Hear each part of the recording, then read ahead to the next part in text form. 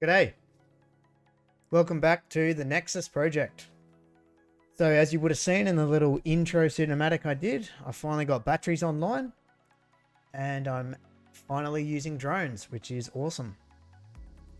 What I'll do in this video is I'll just go through the production lines that I've made, show you the drones and how I've set them up in the base.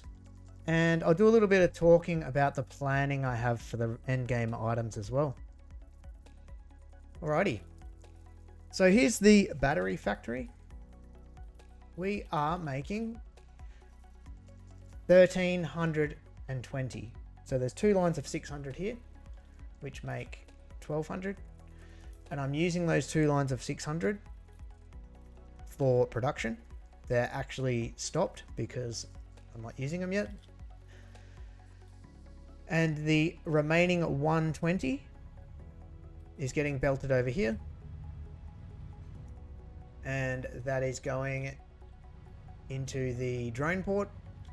And this particular drone port here is going to be the drone port that supplies all the drones in the Nexus over there with batteries.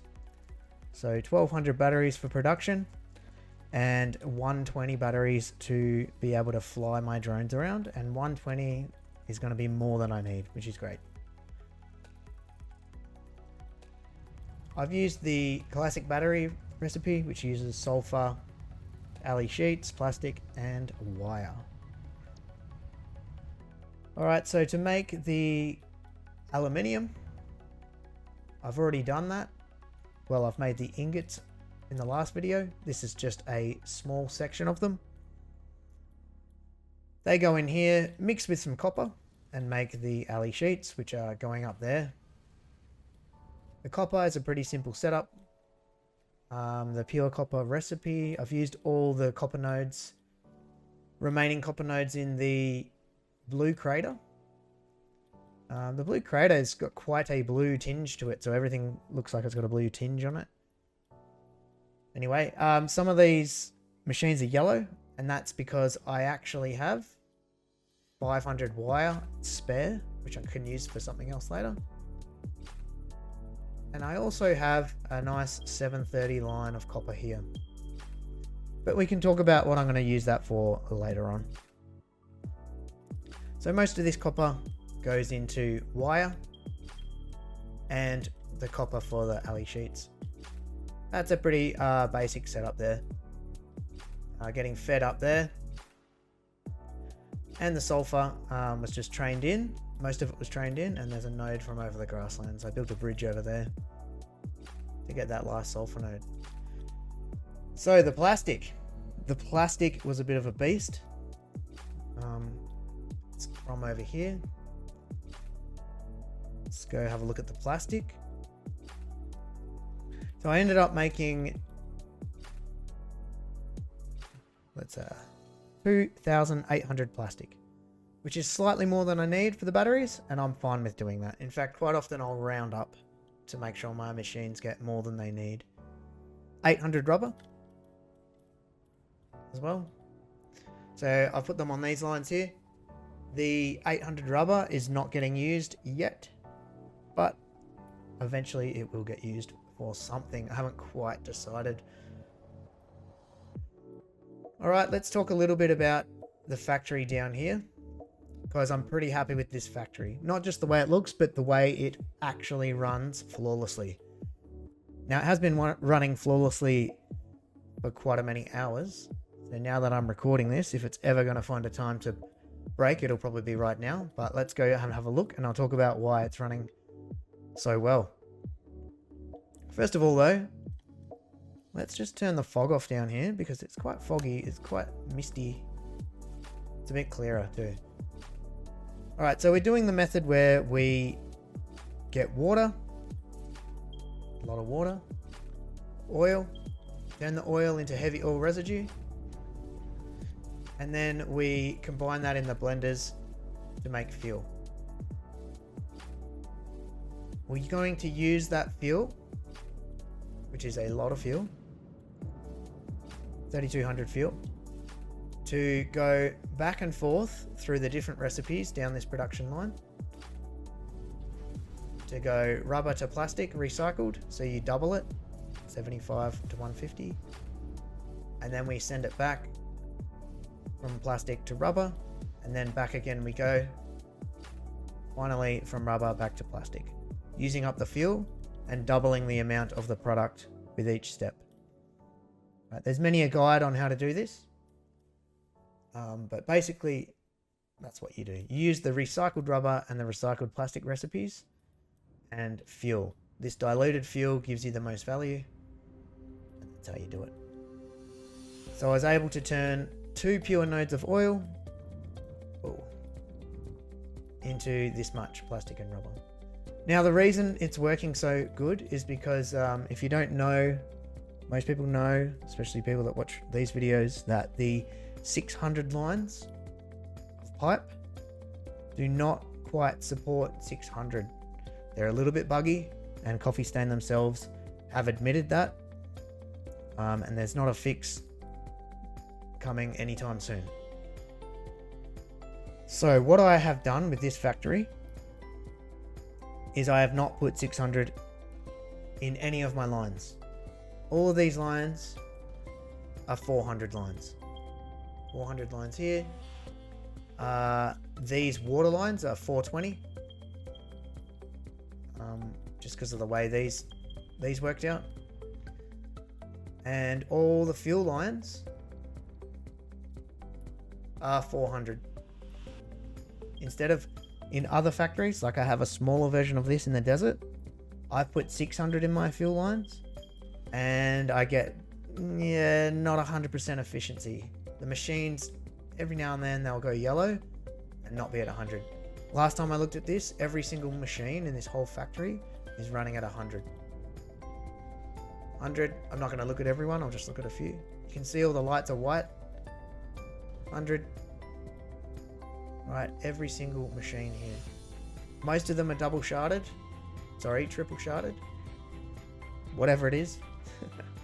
They've either got 2 or 3 shards in each machine to make these work, to make the numbers work in 400s.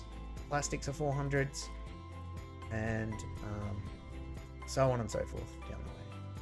The other thing that you must do, I've decided that you must do, is resource sink overflow every single step of the way.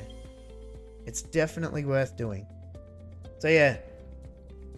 So anyway, I end up with 7 lines of 400 and another 2 lines of 400 here of rubber, which aren't being used yet.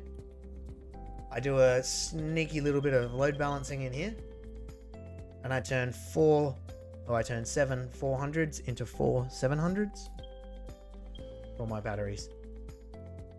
Now I didn't want this, I know I got the fog turned off. It does look a bit funny out here with the fog turned off. Put that back on. Boom, looks a bit nicer. I know I'm keeping my factories very basic, but I am making them so they're not just floating out in the middle of nowhere. They do look like they're actually technically somewhat engineeringly capable, even though that sentence didn't really make sense, but you get it. So that's the plastic setup. It was a bit of a beast, that one. Alright, and that's our batteries. All the sulfur is now used up making batteries. Right, so we'll head over and talk a little bit about the drones and planning. Alright, so here we are at the Nexus Hub. And as you would have seen, I've done a little bit of fanciness to it. Now with this build, this project, the Nexus project, I am focusing on production. I do want to keep things neat, but I don't want to get carried away making things look super fancy. But because this is the Nexus Hub, I'll give it a bit of leeway and at least make this bit look a bit cool. And I got a few more ideas to add to this center bit. Since I'm talking about that, all the rest of the factories are quite basic. Very basic indeed, just a platform. But everything's neat. When I make the final 4 endgame items, I might make those factories look a bit fancy. But anyway, a couple of the key things I did with this, obviously the rings to make it look a bit science fiction-y and space agey. Big frame drops. And I added some stuff underneath, so it looks like it's kind of hovering-ish style thingy-majig. You get the idea. The big key factor is I replaced all this flooring with actual coated concrete, and it looks way better. You can see all the lights reflecting. And actually under here I've actually got a light, but the rest of this is signs. With the drones, I'm going to use them to bring in the final items. And I do have a plan to have the final items actually getting fed into here. And I've got a sneaky little plan to get some resource sink in there so you can't see it. And so the items that are getting brought in by the drones are constantly getting fed into this, or at least it looks like it. That's the plan anyway. It may change. With the drones, this is the battery drone. The rest are pretty much just sitting here doing nothing. I've done a couple of test flights down to the Rocky Desert just to check them out. But underneath, I've done the belt work already. Big lag spike. So the batteries come in here and they get belted through here nice and neatly to all the other drone ports. So essentially it's the battery hub. I put a few lights here, sign lights, because what happened there was when I was playing around with this, these ended up clipping through. But I made it look alright. Get rid of this train. Yeah. And also playing with the time of day really can change what things look like. Example, 5:15. You get this nice red, I guess it's a sun or a planet over there. Get a nice reflection off that. Anyways, we're not here to talk about that. We're here to talk about the end game planning. So for those that are wondering, I do have a plan. I have a lot of stuff written down, but I'm also using a couple of pictures. So here is my spreadsheet, which I've started making now. Now I'm not going to put every single factory on the spreadsheet, just the big ticket items. Situations like, where have I got to make? I've got to make 15,000 quick wire here, 16,000 quick wire. I'm not going to plan out that factory on this sheet because I'll just get in there, make sure I've got enough nodes and do it. The more complex stuff I've planned out. All right. So here's the map. This is my save loaded into the map. I've got all the resource nodes turned off at the moment. I could turn on the oil. Now you see there's a lot of oil in the top there. I have plans for that. I'm pretty much going to turn all of this into mainly rubber. But I have some stuff planned out. Roughly. That is the wrong picture. Okay. So here's the map. I've drawn on it with paint. I've laid out areas where I need to build certain factories. Or I've planned to. So circuit boards. I'm going to make 930 circuit boards up here in the ocean. Hell of a lot of rubber. 160 crystal oscillators here. I need this much quartz crystal, and they're going to go over to this factory, which is going to make 360 high-speed connectors, 210 computers, etc., etc. Okay, so I won't talk through everything, but this is just an insight to some of the planning I'm doing for this particular build. None of the nodes are on this one, but for an example of some of the nodes I've planned out, I've got this rough sketch here. So this is me planning out using the remaining copper and what nodes I'm going to use to make what. So these yellow ones are all linked together. All these copper and... No, this is just copper. This is going to be the remaining copper powder for the pasta. And I've got these red ones linked together of copper and caterium. They're going to make quick wire. And then these ones down here in the grasslands in bluey kind of color, caterium and copper, I'm going to make AOA limiters out of there. Right. This is not a exhaustive plan. This is just an example of what I'm doing to plan out my build. Anyways, I think that's probably about it, really. Yeah. Not much else to say. I'll share the save file and I'll answer any questions anyone has about it in the comments. So have a good one and catch you later.